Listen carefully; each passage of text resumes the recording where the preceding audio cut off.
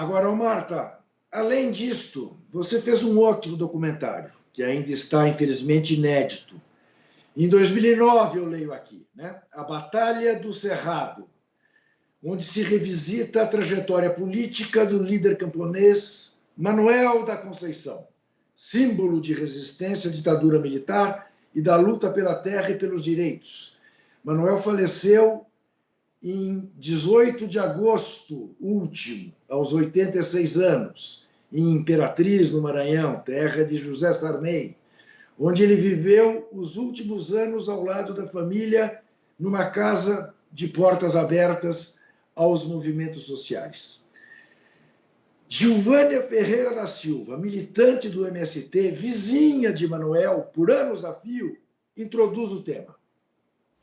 Sou Gilvânia Ferreira da Silva, militante do Movimento dos Trabalhadores Rurais Sem Terra, MST.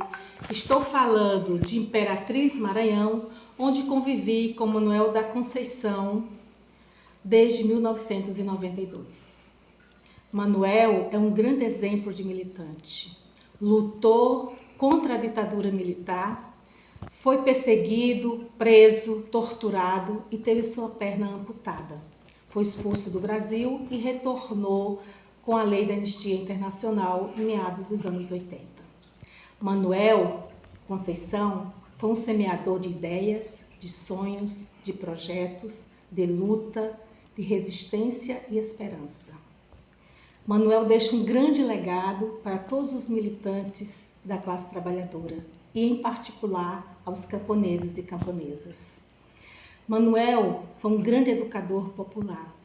Contribuiu com a fundação da Central Única dos Trabalhadores, com o Partido dos Trabalhadores e com os movimentos sociais, dentre eles o MST. Manuel foi fundador do Centro de Educação e Cultura do Trabalhador Rural, que tinha como principal objetivo promover a formação política, técnica e cultural dos camponeses e camponesas. Manuel é um grande defensor da terra, da reforma agrária, da vida, da agroecologia, da biodiversidade. Manuel é um grande defensor do meio ambiente e das lutas das comunidades tradicionais. Manuel deixa um grande legado como um semeador de luta, de sonhos e de resistência. Esse grande educador popular que para todos nós, do campo e da cidade, deixou a semente da esperança que germina em todos os cantos desse nosso país. Manuel é símbolo de resistência, quando ele dizia: minha perna, minha classe, estava presente, o seu pertencimento de classe. Manuel era de uma persistência ideológica inabalável e deixa para todos nós o exemplo de como ser um militante, não só da reforma agrária, mas um militante das transformações sociais. Manuel permanece presente na nossa luta e na nossa vida militante. A TVT tem feito esforços para conseguir botar no ar esse documentário inédito sobre a vida desse grande brasileiro, documentário que Marta Nerin tratou de fazer e percorreu, se eu não estou enganado, coisa de 8.000 quilômetros com ele, por aí.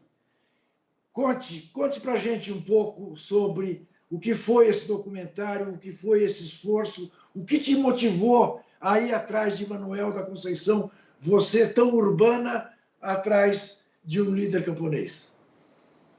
Querido, a história do Manuel da Conceição, comigo, começa com a minha mãe também, porque minha mãe entrevistou o Manuel para o jornal Em Tempo, quando ele ainda era exilado na Suíça. Teve uma grande matéria sobre o Manuel da Conceição.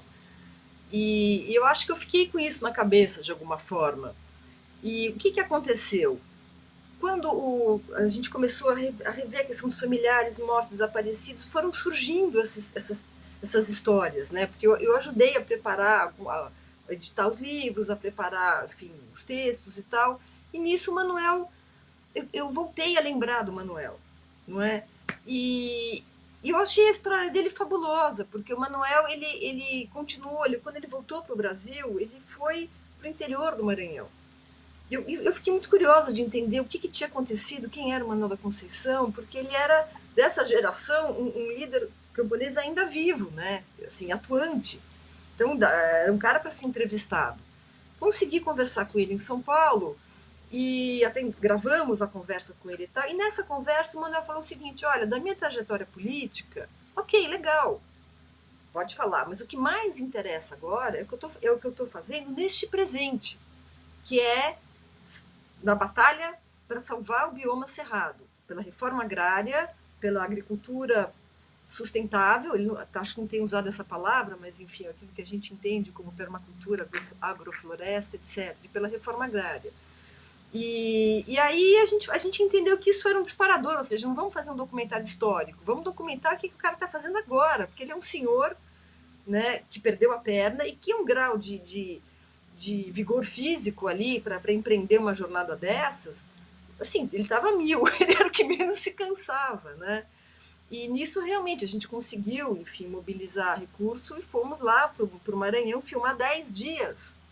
A gente filmou 10 dias, percorrendo Buriticupu, Amarante, Carolina, Imperatriz.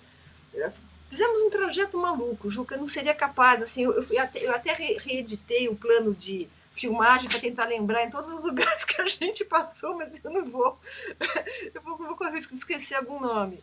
Mas o mais bonito disso foi entender como a liderança funciona, sabe, Juca? Como é esse trabalho de formiga, literalmente.